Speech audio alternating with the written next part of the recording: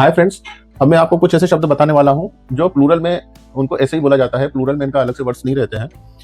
जैसे ब्रेड, ये प्लूरल में ऐसे ही रहेगा। फ्रूट, ये भी प्लूरल में ऐसे ही रहेगा अगर इसका अर्थ फल से होता है। ब्रिक, अगर इसका शब्द मटेरियल से होता है तो ये प्लूरल में भी ऐसे ही रहेगा। वर्ड, अगर इसका शब्द वायदे मतलब वचन प्रॉमिस से होता है तो ये प्लूरल में भी ऐसे ही रहेगा, है ना। फ्रूट का अर्थ अगर फल से होता है, ब्रिक का मतलब अगर मटेरियल से होता है, वर्ड का मतलब अगर वायदे या प्रॉमिस से होता है तो ये प्लूरल में भी ऐसे ही रहेंगे और ब्रेड प्लूरल में ऐसे ही रहता है। अब मैं आपको कुछ सेंटेंस यहाँ पर बता रहा हूँ, आप समझ जाएंगे। जैसे I have bought some fruit, मैंने कुछ फल खरीदे हैं। यहाँ पर फ्रूट को हम फ्रूट्स नहीं करेंगे, है ना, फ्रूट को फ्रूट्स नहीं करेंगे, फ्रूट खुद में ये प्लूरल है।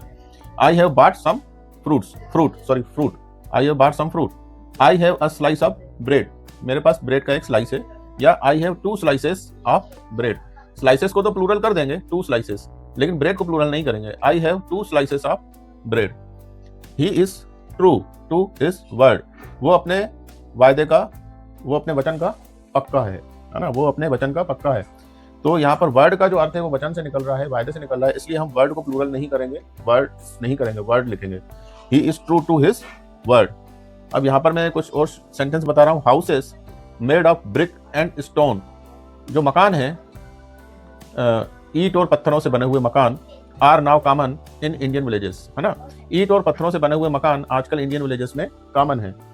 तो यहाँ पर क्या है, ब्रिक एंड स्टोन का जो मतलब है मटेरियल से निकल रहा है ना। तो मैंने बोला था ब्रिक का मतलब अगर मटेरियल से निकलता है तो उसको ब्रिक को हम ब्रिक्स नहीं करेंगे, ब्रिक का प्लूरल ब्रिक ही रहने देंगे।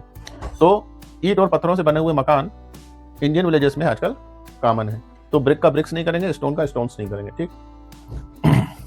अब मैं आपको दूसरा रूल बता रहा हूँ, अगला रूल, कि अगर 2 नाउन्स के बीच में कॉमन पोजीशन रहता है ना, तो लास्ट वाले नाउन के बाद अपोस्ट्रोफी एस लगाते हैं। पहले वाले नाउन के बाद अपोस्ट्रोफी एस नहीं लगाते, लास्ट वाले नाउन के बाद अपोस्ट्रोफी एस लगाते हैं, ठीक है। अगर दोनों नाउन में कॉमन पोजीशन नहीं होता है तो दोनों नाउन के बाद अपोस्ट्रोफी एस लगाते हैं, ठीक है।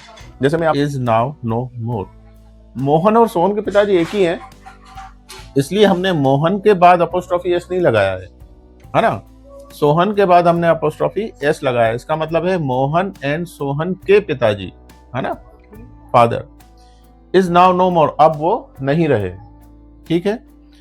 अब ये देखो कि दोनों में कॉमन पोजीशन नहीं है, वो वाला सेंटेंस। जैसे मोहन्स, यहां पर भी हमने अपोस्ट्रोफी एस लगा दिया, एंड सोहन्स, यहां भी अपोस्ट्रोफी एस लगा दिया। Mohan's and Sohan's fathers were good friends.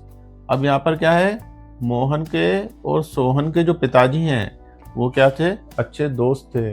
अब इन दोनों में कॉमन पोजीशन नहीं है, दोनों के अलग अलग मतलब दोनों के पिताजी अलग हैं, है ना। हम उन दोनों पिताजियों के बारे में बात कर रहे हैं, कॉमन पोजीशन नहीं है। यहाँ कॉमन पोजीशन था, यहाँ कॉमन पोजीशन नहीं है। मैंने आपको समझा है, आप चाहें तो उनको नोट डाउन कर सकते हैं। Okay, thank you friends.